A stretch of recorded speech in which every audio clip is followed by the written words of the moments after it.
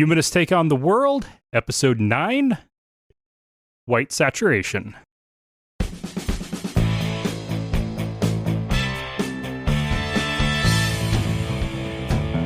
Welcome to another episode of Humanists Take on the World. I am Dustin, and joining me is Lauren. Hello. And this week is the celebration of me podcasting for 10 years. A decade. Full decade. Yeah. Yep. Atheist Nomads, Episode 1. Since that's where I count the starting point, was released on May 23, 2012. God, that's a lifetime ago. So it has now been a full 10 years. We are doing this live. I don't know if anybody's going to watch. At this point, there isn't. Good, less pressure. Yeah, but it is available live, and it will be available after the fact. We're trying out a new service for this called StreamYard, which allows live chat right in the monitoring window. Oh, nice. Which should be pretty handy. And also just less effort to manage than what I've done in the relatively recent years. Yeah, well, that's important. Having done this for 10 years, I've done it a bunch of different ways. This is closest to the original from Google Hangouts on Air. Oh, wow. Yeah. So the original idea for this episode was going to be a retrospective looking back on the top issues of the last 10 years and is it better or worse? And the answer, now, of course, that was the original idea. Then... What was your conclusion for that? We'll get there. Okay. Then Lauren and I had a discussion that ended with me being late getting back to work because I got into a very heated and passionate rant. His lip was twitching. He Yes. was so, into it. I'm like, oh, boy. So this is going to be fun. So we're going to do that instead. But for the conclusion on, after 10 years, is it better? Is it worse? Was it some wish-washy answer, like some of it's good, some of it's bad? We have completed the first cycle, and we are basically the major events are going to start all over again, or maybe more accurately, be undone for the next 10 years. Mm. So a lot of the early news stories were covering things like atheists suing to avoid discrimination issues, and religion getting pushed in schools, and bullshit state legislative laws based on religion. None of that's changed. There was a lot in the early days of wins for gay and LGBT rights, mostly in the courts. Yeah. The next 10 years is going to be a lot of losses for gay and trans rights in the courts.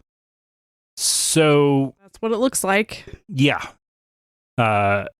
The podcast started halfway between Russia's invasion of Georgia and Russia's annexation of Crimea and invasion of eastern Ukraine.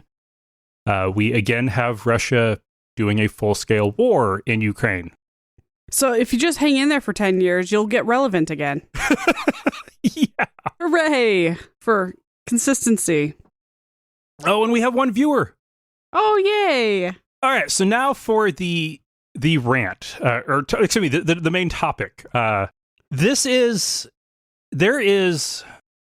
are elements of history, there's religion, there's almost politics, there's conspiracy and fraud and crazy cult-like behavior. Sounds like the next Netflix documentary. This story has it all. The original title I was going to go with, but it made Lauren uncomfortable, was The Great White Taint. Ugh, I hate that word. So, saturated Some white. people don't like the word moist. I don't like the word taint. So, we're going to be talking about saturated fat and TLDR, the Adventist Church's effect in helping fuck with that. And the general perception of health in America. Yeah. And the world. Yep. So first off, which is like, wait, what? So we're going to go through the real news about this first, then dig into the deep details.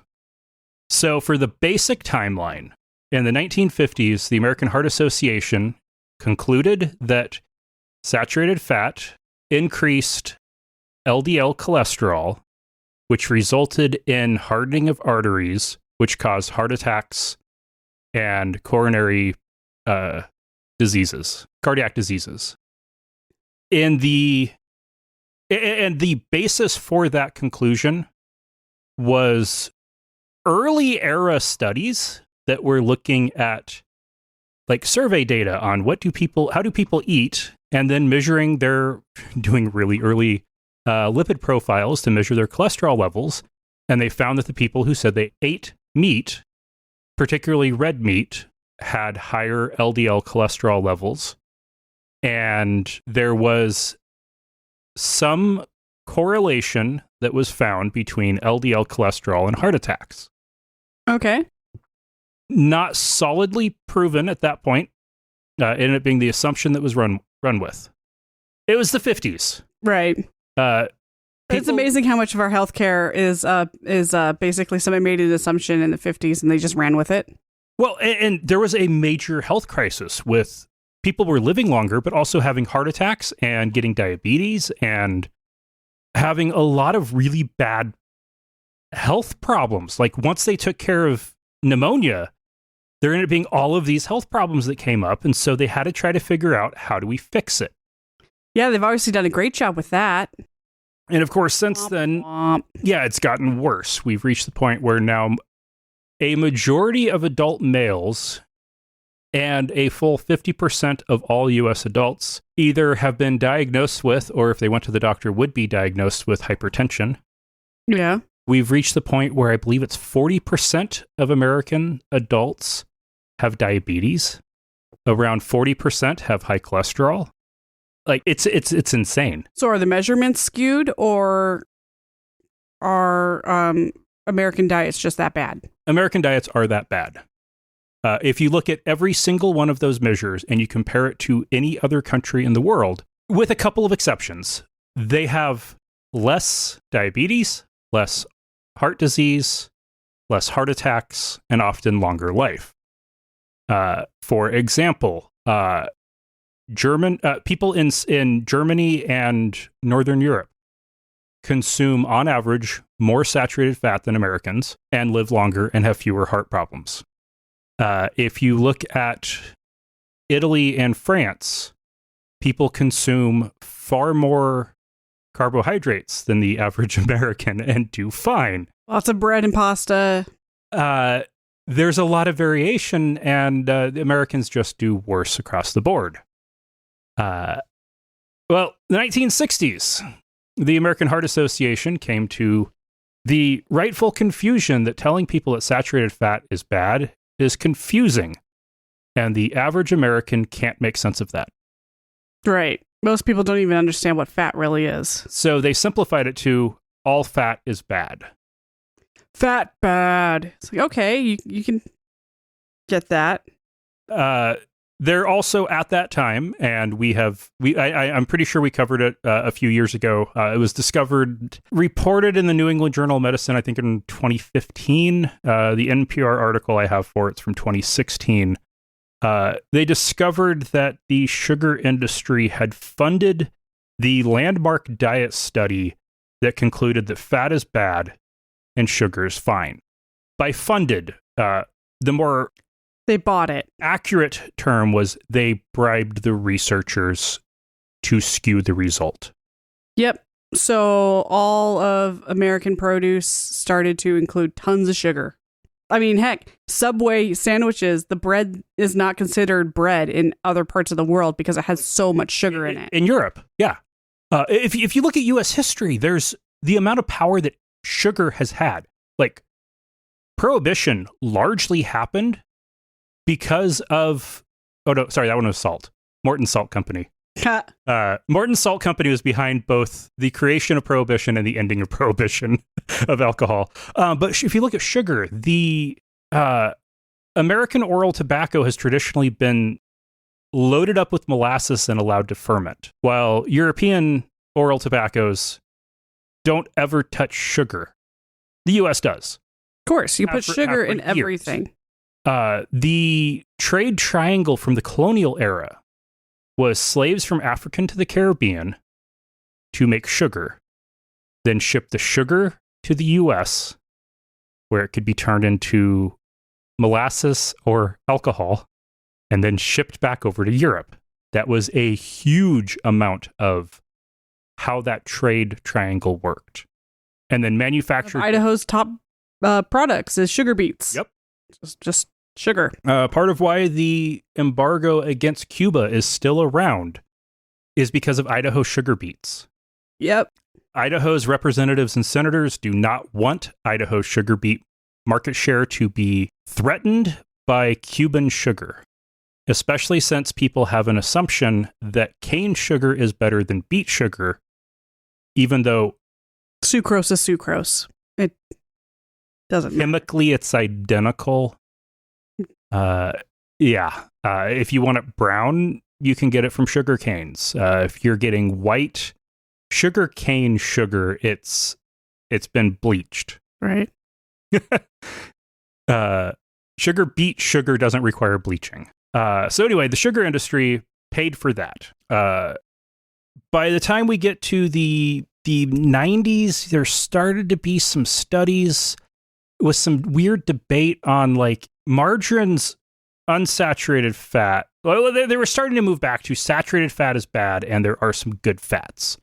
And that extended on into the early 2000s. There's good fats and there's bad fats. Yeah, I remember. Is the egg good for you or bad for you debate, and is fat good or bad? Yeah. Fats, bad fats. What does that mean? It is complicated. Part of that came from the blue zones, which we'll get into in a little bit, and the recognition that people in the blue zones have a tendency to, at least a fair number of them, use a lot of olive oil, and they live forever. So obviously not all fats are bad. So, and commercially it would be suicide for a large organization to say that polyunsaturated fats are bad, because that's what you get in the grain oils. Oh, canola oil. The canola and soybean, and those are huge business in the US. If you're in the rest of the world, not a big deal. But if you're in the U.S., there's a lot of rapeseed that gets turned into canola oil. There's a lot of soybeans that get turned into... I swear half of Idaho is rapeseed. Big swaths of yellow fields. Mm-hmm. Don't grow a lot of mustard here, so that's all rapeseed. And the Midwest is even more. Obviously then, monounsaturated fats. The other thing that they were saying in the blue zones was a lot of seafood being consumed and fatty fish. They're heavily monounsaturated fats, as is the case with olive oil. And eggs ended up being the debate because, well, eggs are pretty high in saturated fat, so they must be bad. And margarine must be better than butter, because margarine has a lot of polyunsaturated fats and butter is basically pure saturated fat. None of them are pure. Every source of fat has some saturated, some monounsaturated, and some polyunsaturated. The saturated just means how many of the carbon atoms in the molecule are fully bonded to hydrogens, and how many have double bonds with carbon and can then, when they get heated up or metabolized, grab onto more oxygens. And become saturated. The saturation refers to the amount of hydrogen on the hydrocarbon chain. Okay. Monounsaturated. Lose me here, yeah. But so anyway, so then there ended up being some back and forth on, is butter better or is margarine better? There ended up being back and forth, like it's been pretty solid for about the last 10 years that eggs are fine to eat. For the 20 years prior, it was back and forth every couple years. Eggs are bad, eggs are good, eggs are bad, eggs are good. One part of the egg is good, one part of the egg is bad. It's pretty funny. It's been pretty heavily, eggs are fine. There have been enough studies that have demonstrated that people who eat eggs tend to weigh less, especially if they eat eggs for breakfast, tend to weigh less than people who have cereal for breakfast, and people who eat eggs tend to not have Of course, I think it has less to do with how healthy eggs are and how unhealthy cereal is. Right. Like, that's a huge factor. We've now reached the point where, because of all the back and forth and just science getting better and it being uncovered that the basis of nutritional science was paid for by the sugar industry, that new science has been done. And if you're looking at studies from the last 2 to 4 years, primarily published in the last 2 years, it is primarily that the data on saturated fats is inconclusive, or they're okay, or even they're protective. Yeah, I saw a couple saying that saturated fats can have actual benefits for diabetes and stroke risk. Where all of this basically ends up, like, the most likely reasonable conclusion on all of it is saturated fat naturally found in foods is probably fine. Saturated fat that you're adding to foods is probably not the best. In other words, if you're eating a well-marbled steak, it's probably not a big deal. If you're buttering that steak, it's delicious, though. It tastes so good. In particular, they found in a lot of the processed milk products, there have trans fats have been found. So trans saturated fats, which there was a whole big thing, 10 years ago on banning trans fats in fast food and other foods. So there are some trans fats in the saturated fats in butter and cream and cheese. So those are probably not good for you. It's pretty solidly conclusive that trans fats are bad. So, okay, limit the dairy fat you add to your food. Otherwise, you're probably okay. Focus more on the sugar. There are links in the show notes. A lot of the links are to articles talking about it. Those articles have further links into studies. So across what I have in the show notes, there's about 12 studies. It's pretty wild. So why has it taken this long for science to start correcting? Oh, and part of why I looked into this and why, we talked about it and ended up resulting in an interesting discussion was my doctor telling me to not worry about fat at all, period. She said, don't worry about fat, cut carbs. Now, to be clear, I am not suggesting that my doctor's personalized advice after she looked at my lab results and compared them with the lab results from the year before would be generalized advice for anybody, but at least in my case, she looked at my results and said that I needed to cut the carbs and not worry about fat. In the canned notes that went into my chart, it included to watch saturated fat. It was interesting how much of what was in the canned chart notes. Yeah, they copy and paste all that crap. It's epic. It is literally a canned comment with a couple fields that you put in specifics or wildcards to auto-populate, or shortcuts to auto-populate. And you can't have it in the notes that you didn't talk to somebody with high cholesterol about saturated fat, even though she didn't ever mention the word saturated. Actually, no, I think it was the med student that was with her who did mention saturated fat, which was, don't worry about it. But so it was interesting, and started digging into it. It's like, oh, wow, there is a lot of science going on about this right now. Yeah. The major organizations like the American Heart Association, the American Medical Association, the American Diabetes Association, the FDA, the CDC, they are starting to soften their language around fat, but they have decades of technical and literary debt that they have to work through and historical legacy. It's hard for old organizations and large organizations to fundamentally make changes in their marketing language. Yeah. It takes time. Just like how you can't expect the Catholic Church to change 2,000 years of history or even 500 years of history in a year. that's something that will take, in the case of something as old as the Catholic Church, hundreds of years to make any kind of meaningful change. When it comes to a lot of these organizations, it's going to take years or decades for them to gradually rework it. So, when we dig into where do these organizations, what do they recommend that people do? It's healthy diets. And the healthy diets are largely based on the blue zones. Yeah. This is saturated fats. That's saturated fats are fine. This is the cool stuff, though. I like This is where it gets really interesting. So, what is a blue zone? A blue zone is where people live to be really old. Like, statistically, holy crap, how are these people getting that old? whole communities, not just a person or two. The identified blue zones are Sardinia in Italy, Okinawa, Japan, Loma Linda, California, the Nicoya Peninsula in Costa Rica, and Ikaria, Greece. In each of these places, the life expectancy has been found to be about 10 years higher than the national average around them or the human average for developed countries. And these are all developed countries. Right. Costa Rica is a recently developed country, but they are a developed country right. for sure.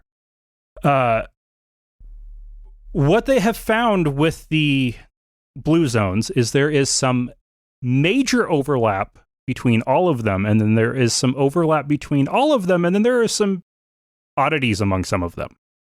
So what they all share in common is strong family bonds, no smoking, plant-heavy diet, constant, moderate physical activity, a lot of social engagement, and they all eat legumes, beans. Okay. So obviously that must be what it is. The secret to living forever. Yeah. Eat beans. If you just look at the commonalities between Loma Linda, California, and Okinawa, Japan, high soy consumption, no alcohol, and faith. That's what they've found. Right, because Loma Linda is famous for Adventists. If you look at the commonalities between Okinawa, Japan, and Sardinia, Italy, it's empowered women, sunshine, and gardening. Okay. If you look at the commonalities... For that constant, moderate physical activity. If you look at the commonalities between Sardinia and Loma Linda, it's whole grains, and they are culturally isolated. Because they're cults? No, not... Islands. or islands, yeah. They are all islands. Peninsulas are, in many cases, effectively islands, and Loma Linda is an Adventist island in Southern California. It's not an actual island. It is a cultural, isolated, insular community. A bunch of these are BS. Japanese people do drink alcohol. Yeah. Most Japanese people are not religious. Yeah. So saying faith and no alcohol for why people in Okinawa live so long? Yeah, maybe. Yeah. Then they've got some specifics on each one that I won't bother going into. Empowered women in Okinawa, Japan. Does that sound about right for Japanese culture? Not really, no. Maybe empowered compared to the rest of the country, because Okinawa is like America's Florida. That's where you go to retire. So once you cast off the shackles of family and work, you can go live the life you want to. You're going to go someplace warm where you can go out in the garden. I guess it's a form of empowerment. Yeah. Empowered women, that's a weird one. That was a weird, it's like, what does that even mean? And also notable that they did not include that as with all of them, because they aren't saying the women in Loma Linda are empowered. They would be in the same way that the women in Okinawa probably are, though. Okay, so where this is... Empowered? What's that even? Where some of the Blue Zone concept falls apart is, for one, what are you controlling for? And two, is it even accurate? Right. It's really easy to say, okay, the average age of these areas is high, so therefore they must be doing something right. But they're all rich. So there's some variation here. Loma Linda is home to Loma Linda University, which is an Adventist medical school, La Sierra University, which is an Adventist university, Loma Linda University Medical Center, which is a massive research hospital. The people there are rich. They're all doctors and nurses. Doctors, nurses, professors. There are people who do well financially. If you control for socioeconomics, you could easily erase most, if not all, of the blue zoniness of Loma Linda, California, because you'd have to try to control for being upper middle class or upper class. People who are upper middle class and upper class live longer than the lower class and lower middle class. That has always been the case. Right. If you look at Okinawa, Japan, that designation was made despite the fact there weren't birth records for any of the people that were being assessed for being so old. Literally, the birth records from before World War II had all been destroyed. They didn't know how old these people were. Right. They're just going off of what they said that their birthday was, which... Or what somebody else said. Or what somebody told them their birthday was, which could be off by up to 10 years. Then you add in the official records from the Japanese government. Okinawa has the 24th highest life expectancy across Japanese prefectures. I mean, they have a lot of prefectures, but that's not special. No, that's run-of-the-mill Japanese life expectancy. Not special. Now, if you want to talk about special life expectancy, we can look at Japan. Silkworm farmers of Japan who live to be over 100 years old. That's a thing. Yeah, like that's worthy of looking at. It's also worthy of looking at the life expectancy of people in Northern Europe that have the best government-run healthcare and some of the happiest lives and also longest life expectancies. Then you also just, when you're dealing with islands, there's also an issue of genetic variation. Right. The greatest predictor of how old you will live is how old your grandparents were. If you happen to have a population where you end up having a bunch of old grandparents in an island because they're all, the families in the island are all interbreeding, you can very easily end up getting a small subset of people who happen to have just longer longevity as a genetic trait. And that could easily be the case with Sardinia and Greece. Costa Rica also kind of fits in with Okinawa a little bit of, they are a recently modernized and recently stabilized country. So the accuracy of some of that data. Right. Are they measuring the data from natives or expats? Yeah. Because Costa Rica is mostly funded by expats now, which are just upper class Americans and Europeans who decided to retire there. So, of course, they're going to have higher life expectancy. So the whole blue zone thing is obviously just a debunkable myth. Now, it's also where there is some validity to it. There are some lifestyle commonalities outside of diet that are really fascinating. Like people in these places, they're all subtropical or tropical.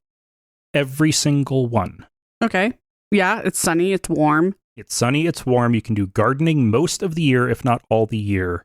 You can go for walks all the year, all year. The summers aren't too oppressively hot for the most part. Air conditioning is a relatively modern thing to be bringing to much of Southern California. Okay, Loma Linda's far enough east in Southern California that it does get pretty freaking hot there in the summer. But the summers tend to be relatively mild in these places. The winters are incredibly mild. Outdoor activities are possible and easy year-round. They all have close-knit insular communities.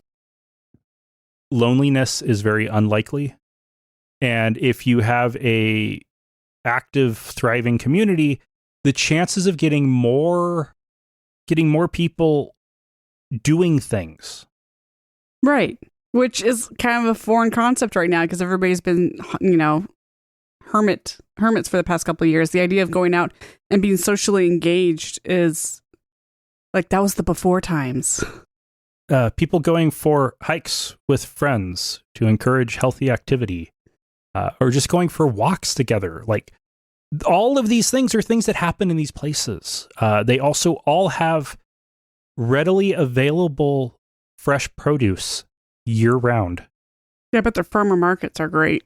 With the exception of Loma Linda, they also eat a lot of seafood. Mm.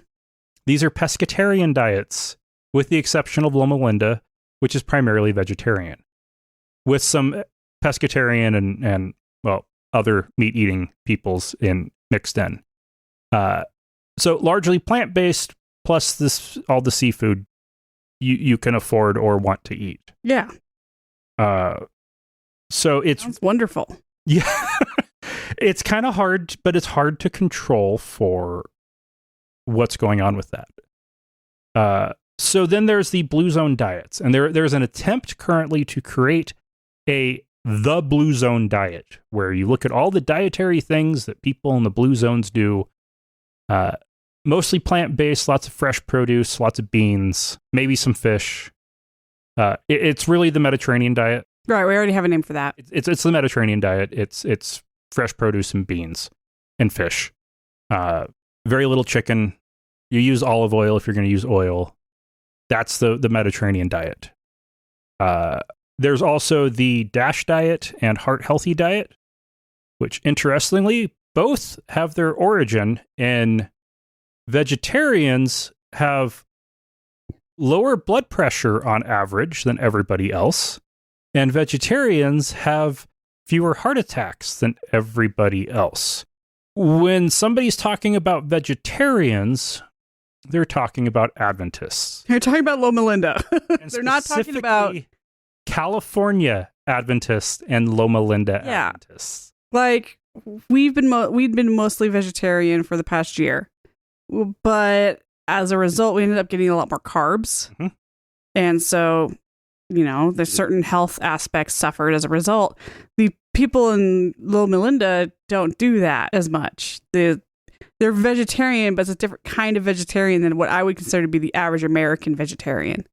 In part because the supermarket in Loma Linda, there's no meat department at all, and there's very little processed food. It's mostly fresh fruits and veggies. Yeah. And the processed foods there tend to be pretty minimally processed, except for the meat substitutes. Well, yeah. Those are the major exception, but it's a very different kind of grocery store than what you would find in the average city in the United States. Loma Linda, California also got its first fast food restaurant just a few years ago. They only have one, and it doesn't get that much business. Yeah. And they also have salads on the menu and veggie burgers on the menu because they have to actually stay in business there. But not having fast food. If you need a quick bite to eat, most people get fast food. What's fast food? Well, for the most part, it's you look at McDonald's fries. You take potatoes, you bread them, and then you fry them in beef tallow. Yeah. Under no concept of healthy eating is that healthy. Nope. And then it's heavily salt. Oh, yes. Way over salt. And in Loma Linda, they just got a McDonald's a few years ago. Even the healthy alternatives, like the sandwich shops, are on heavily sugared white breads and deli meats that are heavily salted. We don't have options. And you look at the quick bites to eat in a Adventist college town like Loma Linda, it's whole grain breads with a lot of fresh veggies and some kind of a protein, usually a fake meat, minimally salted protein. That's your quick bite to eat. It's a lot different than a quick bite to eat anywhere else. That's funny. I was walking through the grocery store just this morning, and their quick bite to eat area, it was mostly donut holes. Yeah. There was no veggies. There was no fruit. Mm-hmm. It's like, yeah, it's no wonder we're fat and lazy and dying of diabetes. And the other Blue Zone diet that the like American Heart Association and American Diabetes Association effectively recommend is vegetarian, just straight up vegetarian. If you want to live a long time, eat like they do in Loma Linda. Okay. That's the idea. If you can afford it. And also, womp, womp. Also that you still need a control for everything else. Look at what life is like in Loma Linda. It's Adventists being the best Adventists they can because it's easy to be a good Adventist there. Yeah. You're constantly moving. It's whitesome, delightsome, and lots of physical activity, and like this is where people are doing chores almost all the time. I do have to give credit to my mom. Even after retirement, she still gets over 10,000 steps a day because she is just puttering around the house all the time. I don't do that, and I should, I guess. And if you have a big house, you have to clean it more. And if you have the money, you have a bigger house. And then you have to clean the bigger house.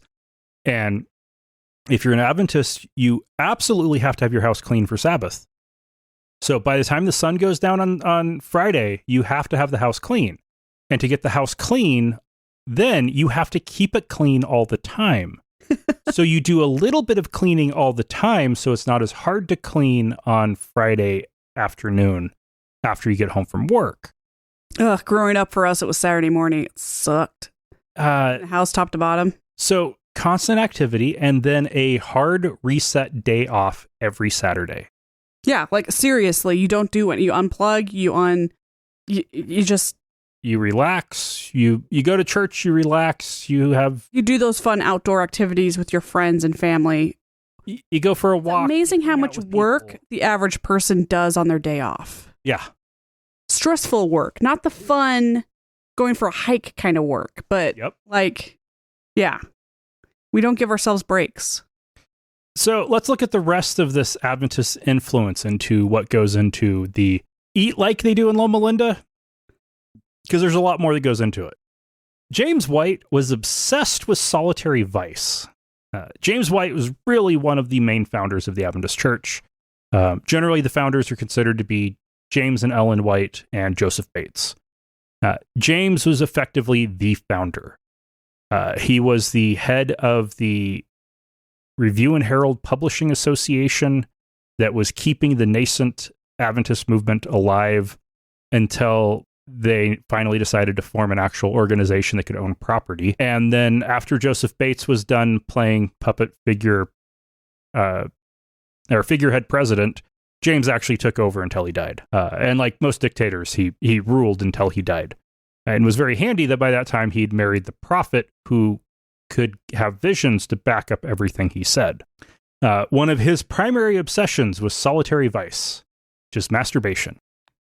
Oh, mine would be binge eating.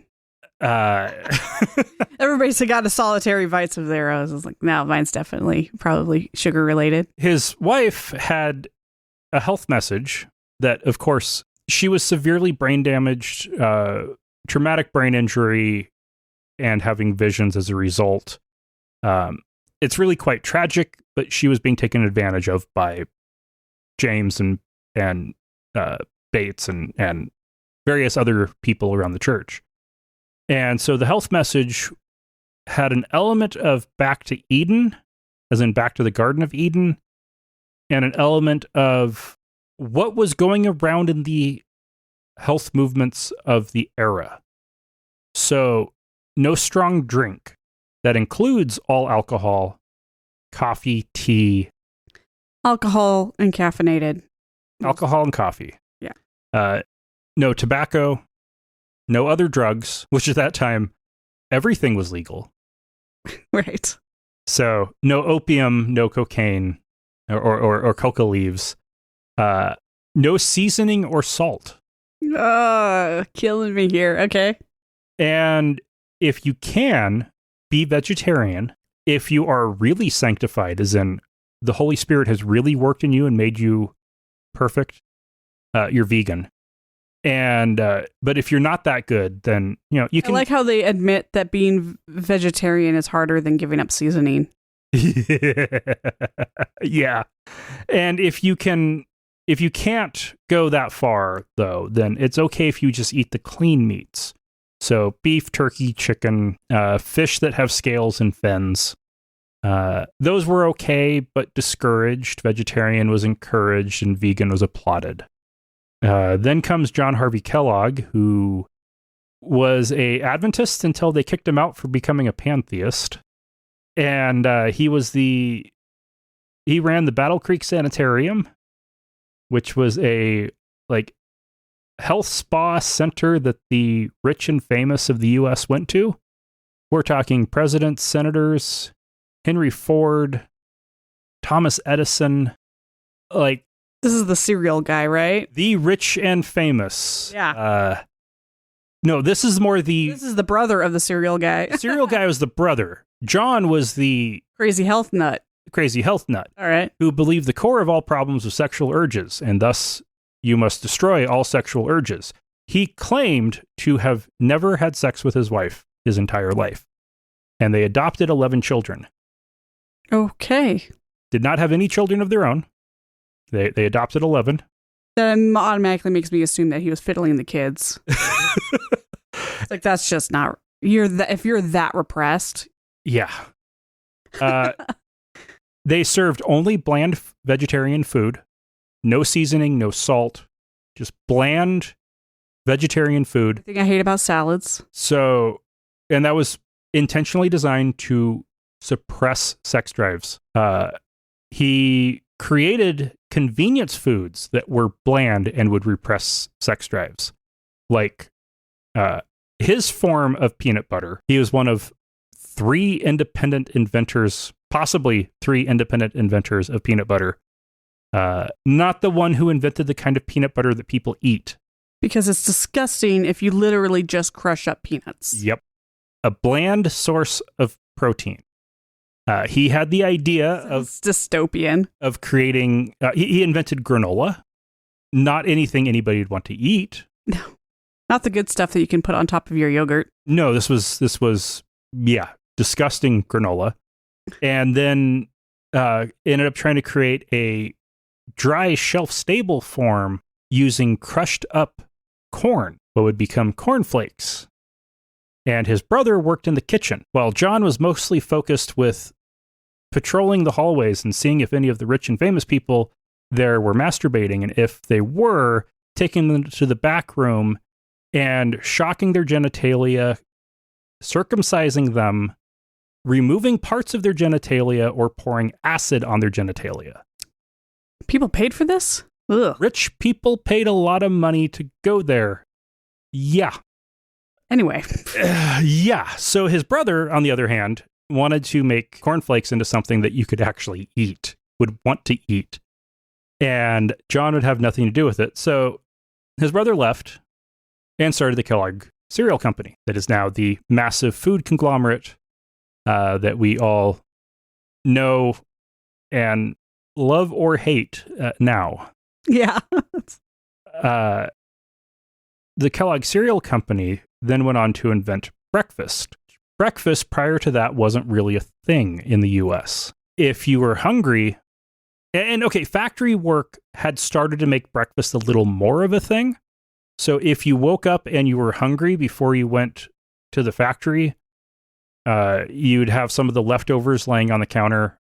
So dessert or meat that had been sitting out for 10, 12 hours at room temperature. This is before refrigeration. And mostly bread and cheese. So he started pushing these cornflakes as the healthy breakfast. And okay, yeah, less sugar than having cake for breakfast.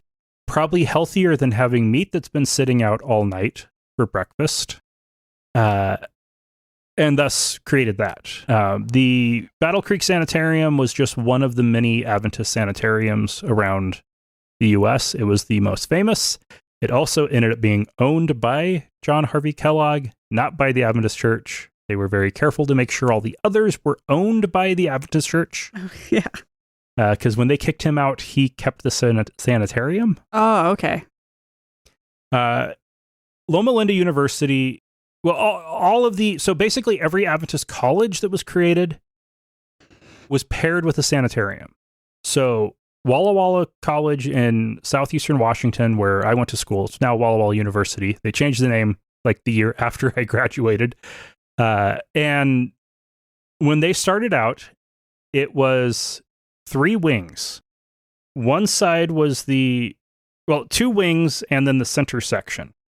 One wing was the women's dormitory, one wing was the men's dormitory, and the center section had classrooms up top and the sanitarium in the bottom. And these sanitariums became hospitals. That one became Walla Walla General Hospital that has recently been shut down.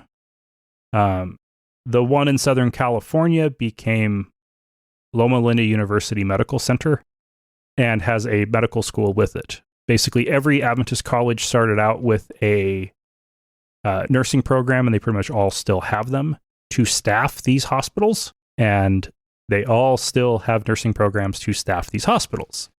Loma Linda has the medical school to staff the hospitals as well. And because it's also a research hospital and university, they've been doing for years Adventist health studies, which look at how are Adventists so much healthier than everybody else. Look how great we are. Let's show you how to be like us. Their conclusions are Adventists in California, men live 7 years longer than the average American man, and women live 4.5 years longer than the average American woman. If it's a California Adventist who is vegetarian, tack on a couple extra years on that. It gets closer to 10 years extra life. So you're looking more in the 80s versus the 70s. 80s to 90 versus 70s to 80s. Yeah.